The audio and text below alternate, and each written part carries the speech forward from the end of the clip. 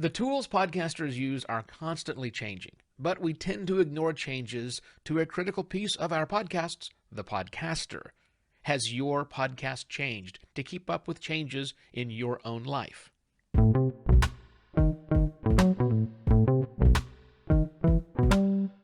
Hello and welcome to another podcast Pontifications with me, Evo Terra. I was having a conversation with a fellow podcaster recently. It had been a few weeks or maybe a few months since they'd put out a new episode of their podcast, and they were really questioning some of the decisions that led them to that point. And this was an effort for them to reboot their show, something, by the way, that they had done 5 other times I can think of. They were brainstorming some ideas with me.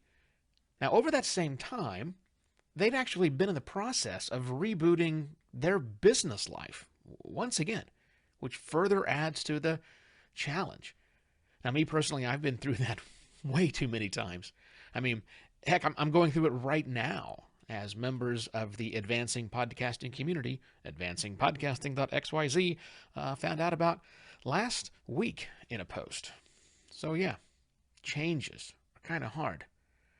Back to my friend, I laughingly joked to this unnamed podcaster and put that question out there, the what do you want to be when you grow up question. The answer they gave me was interesting, and it kind of forms the crux of what I want to talk about today. The problem, they said, Evo, with people like us, is that that's the wrong question. We really should be asked, what do we want to be this year? And I think that has great implications for people like you and me who are podcasters and have been at this for a while and have made podcasts that are successful, at least successful enough to keep the podcast going and whatever that success means to you. I started thinking back of my history in podcasting, which technically started in 2004, but had its true start back in 2002. That's been 2 decades of time. 2 decades in which I've moved houses 11 times. I've raised a kid, and I have grandkids now. I've changed jobs 5 times, but careers 4 times. I'm not the same person I was in 2002. Heck, I'm not even the same person I was in 2012, and probably not even from 2020. So what do I want to be this year is a rather compelling question for me. And if I'm not the same person that I was a year ago, doesn't that mean that my podcast has effectively changed hosts? And when a podcast gets a new host, changes are kind of assumed, aren't they? Let's talk more about that. If we ignore soap operas and the time when Hollywood swapped in Don Cheadle for Terrence Howard, major character changes, and especially host changes, cause major changes in format and in tone and the styles of the shows. Look, it's one thing to sub in a guest host for a few weeks, but when it's a brand new person at the helm, things change, and everyone kind of expects it. Even those die-hard fans who hope nothing's going to change, they know things are going to change, and then they're kind of okay with it. And so it goes, or so it probably should go, in podcasting. In your podcast, if you're not the same person you were when you started your show is probably different. But maybe I'm wrong about that. You might have it nailed down tight. Or maybe you have slowly incorporated your life's changes into your show as they happened to you. Whether that was intentional or not, maybe you're good at that. If you're making good money because of your podcast or with your podcast, and you've been hosting the same show for a decade or more, that's probably the case. That, or you're just really good at compartmentalizing. Much better than me, because I'm not. All of those events that I mentioned, and even more of those over the last 20 years, are part of the reason why I've either been the host or the co-host of more than 20 different podcasts, and counting. Of the shows I've quit or I've dropped, some of it just wasn't possible to do anymore based on proximity.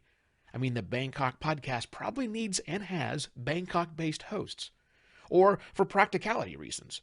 Literally no one wants to listen to a podcast about a dead and buried operating system, no matter how cool the Palm Pre was. And for others, my attention and interest diverged greatly from those of the show. Sticking around and doing something that felt cumbersome didn't seem right. I mean, for me, doing the show moved from the fun column to the obligation column. And I don't really like doing things that I don't find fun in, at least most of the time.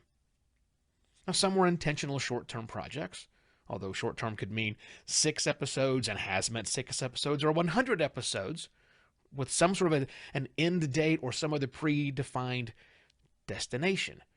Some, like this one, may have morphed through lots of different iterations, keeping pace with my changing interests, if you will. And yes, this show is eventually going to change again. Don't worry. I'm going to keep changing things, right? I keep changing things so that I keep the fun for me level quite high, just as I've done previously. Now, I know a lot of podcasts, some successful and some less so, haven't changed much at all since they were created, actually. And they don't change for a lot of reasons. Habit, concerns about disappointing or turning off their listeners. There's an excellent cash flow that needs to be protected. Fear of the unknown. Perhaps the show is just hosted by someone who actually knew what they wanted to be when they grew up. Think for a moment about your own show and your journey through podcasting that brought you here today.